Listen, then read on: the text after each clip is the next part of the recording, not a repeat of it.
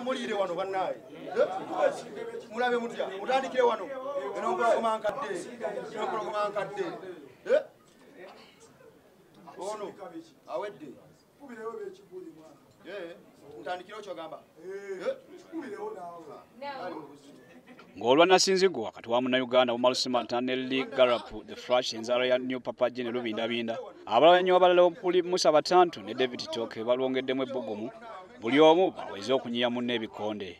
Abalwanyi bombi babyogeredde mu lukuŋŋaana lw'abamawulire olubadde ku wooteri ya Mount Zion mu Kampala nga buli omu awaga. Ngina muyigiriza ebikonde ngina mu omuluzungu mu outclassinga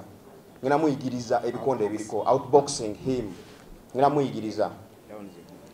so sijja kubulya rounds mekaze ngina mukubiramu naye njagala zonna njazimu kuba njagala munyumirwe namwe mulabe paka wanabigana njagala mukube abigane bakira buli omu yeewaananga bw'alina ntawunyika mu buzito bwa Light TV kitooka asoose okubeera nga bwagenda okunya Batantu ebikonde asandikiddwa abawagizi b'Abatantu obwedda abawaganga omulwanyi bwabwe bwagenda okumunnyusa ebikonde.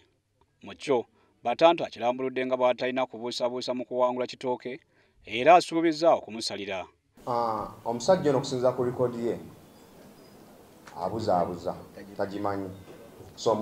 musuubiza omuyigiza ebikonde ave ku bikadde tuli ku bikonde bipya azanya bya Mamadaali though is the greatest ne likodi ye agambye nti alina fight 18 KOs 10 win 4 taina mu draws 15 nemba nga mbuzaabuziddwa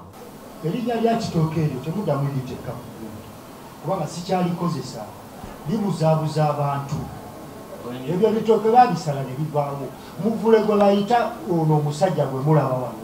teryagula muvule muto ekyo tebakibalimba. Tulina bannaffe bangi nnyo abatulaze nti bagenda kutiminga naffe in terms of sponsorship okulabika nti nno ekikonde kino ate kinyumira abalabi okusinga ne bwe tukyogerako kati kale nno twabadde begendereza mu kugereka ebyokuyingira netugamba nti nno katukikole mu mwezi ogwa August tulyoke tufulume ne program butuufu bwayo sente mmeka byonna n'olwerimu ku nnwana ezigenda okujja abalabi ekifu ku maaso nga lwa musipi gwa ggwanga nga n'olwana olulala olusuubirwa okubaako obugone lwa John Tugume AK-47 n'omu South Africa Ziba Kisofi